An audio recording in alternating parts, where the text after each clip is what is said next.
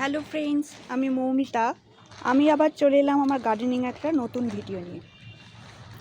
আজ আমার ভিডিওর বিষয় হলো বর্ষাকালে কি কি ধরনের ডাল কেটে আমি বসাতে পারি এবং কেমনভাবে আমি ডালটি কাটবো এবং কোথায় বসাবো, কিভাবে বসাবো, যার থেকে আমরা নতুন চারা তৈরি করতে পারবো।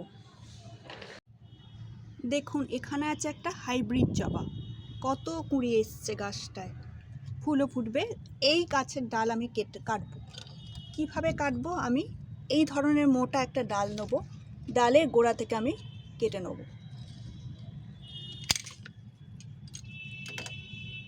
এই দেখুন, এখানে একটা পঞ্চমুখী জবার গাছ আছে, এটারও আমি জবা গাছের ডাল আমি কাটবো, মোটা একটা ডালকে আমি কেটে নেব।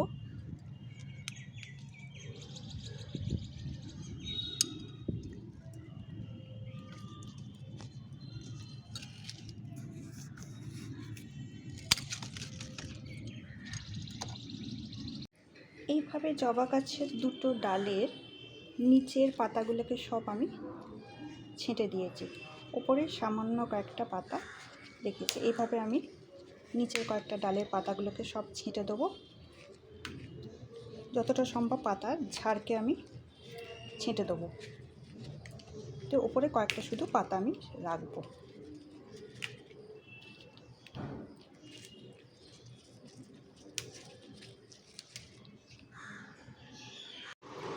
যে জবা গাছের ডালগুলি আমি কাটলাম, দেখুন এরকম 45 ডিগ্রি অ্যাঙ্গেল হিসাবে কাটতে হবে, অ্যাঙ্গেলে কাটতে হবে, যাতে এই সারফেস এরিয়াটা বেশি পাওয়া যায়।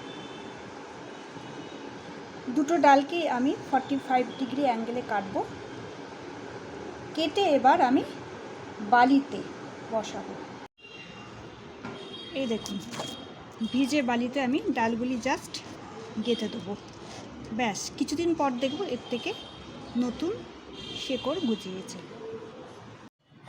আমি আবার কিছুদিন পর ফিরে এলাম। আমি দেখাবো আপনাদের কিভাবে খুব সহজে শিকড় তৈরি হয়েছে, জবা গাছের শিকড় তৈরি হয়েছে। দেখুন, আমি জবা গাছটা আস্তে আস্তে বালির মধ্যে থেকে তুলবো, খুব আস্তে আস্তে তুলে নিতে হবে গাছটাকে।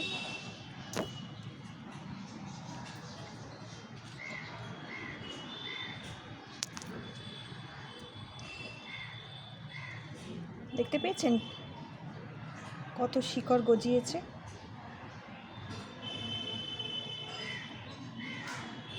আর একটা গাছ আমি তুলে নিচ্ছি।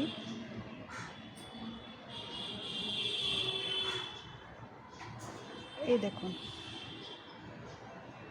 শিকড় গজিয়েছে। এটা আস্তে আস্তে আরও রেখে দিলে আরও বেশি পরিমাণে শিকড় গজাবে। এবার আপনারা উপযুক্ত পরিমাণে মাটি তৈরি করে এই গাছকে যদি রোপণ করে দেন, তাহলে এর থেকে দারুণ গাছ জন্মাবে, জবা গাছ। এইভাবে খুব সহজে রুটিং হরমোন ব্যবহার না করে আমরা চারা তৈরি করতে পারি, গাছের চারা তৈরি করতে পারি।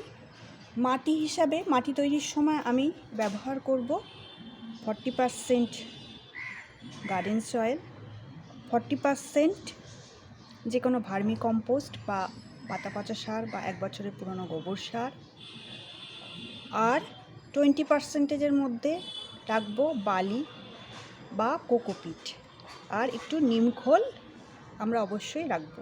এইভাবে মাটি তৈরি করে, টবের মাটি তৈরি করে আমরা এই গাছগুলোকে রোপণ করব। ধন্যবাদ। এই ছিল আমার ভিডিও। আপনারা লাইক এবং কমেন্ট করে আমার পাশে থাকবেন, এই অনুরোধ রইল।